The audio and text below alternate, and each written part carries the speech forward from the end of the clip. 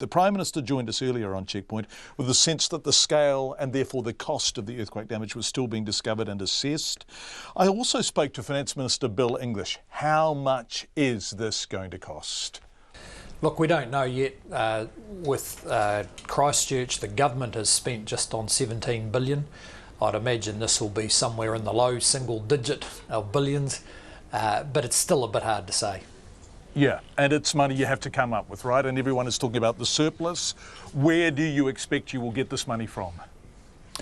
Well, from the surplus. I mean, there's some immediate needs we just meet because they're necessary, like the sort of transitional business package that helps people keep getting paid while they get through the very early stages of recovery. Probably the bigger costs are going to be the transport costs. There'll be other organisations apart from government, of course. The owners of buildings in Wellington, ports, both in Picton and Wellington, seem to have suffered significant damage. So it's not just us. Okay, so the surplus is gone? Oh, no, I wouldn't say it's gone. Look, it takes a while to see what's happening because you'll get an assessment of the damage, and that could be a fairly big number. And then, of course, there's working out when it's going to be actually spent. So even if it, 6 years on, we're still spending in Christchurch, I think we're about 40% through the public sector build, even though the big numbers were committed 4 or 5 years ago. So the surplus is driven by how the money's actually spent, and that'll take some time to figure out too. We probably won't get a really clear picture until the budget next year. Okay. There's a big difference between this earthquake and the Christchurch events. The Christchurch events were urban and city, right? So there was a lot of private insurance money coming in there, a lot of EQC, a lot of private insurers. Here, the overwhelming cost is infrastructural, and it's the government spending money on its own things, isn't it?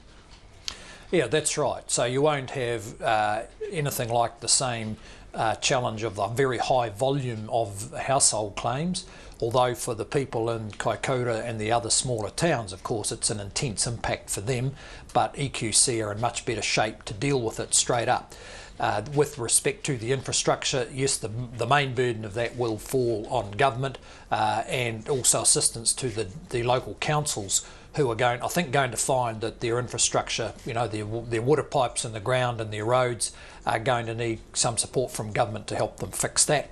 But look, we've been through all this before. We've got a rough idea how you should go about getting value for money. These are bills we simply have to pay, and fortunately we've got a bunch of people who know what to do because we've done it all before.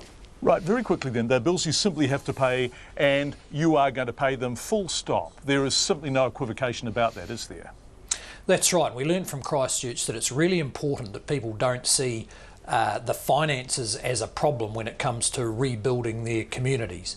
They need to know they have the complete backing of the government, that of course within reason the government will pay the bill, but again we found in Christchurch expectations from the public and the councils were pretty reasonable actually, and we found it at times a bit tense working with them, and I think it'll be the same here. At times there'll be demands that are hard to meet, but generally people are pragmatic. They know they can't expect everything. They just want to be put back into the position they were before the earthquake, and I think that's all it'll work out the same here.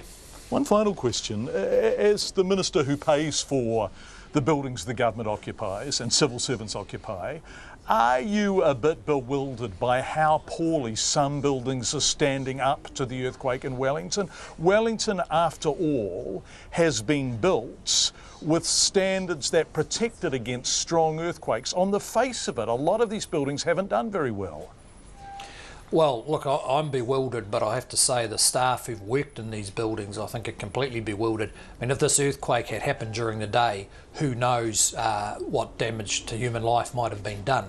So these are questions that are going to need thorough investigation, and I understand as early as today the building regulator and government is going to be meeting with the Wellington City Council to work out how to conduct those investigations, because we shouldn't have relatively new buildings that don't seem to perform under an earthquake. Look, there'll be some complex engineering explanation, I'm sure, but our fundamental here is to protect and preserve human life, and if the earthquake had occurred during the day, that there may have been some tragic results. Bill English, I spoke to him earlier this afternoon.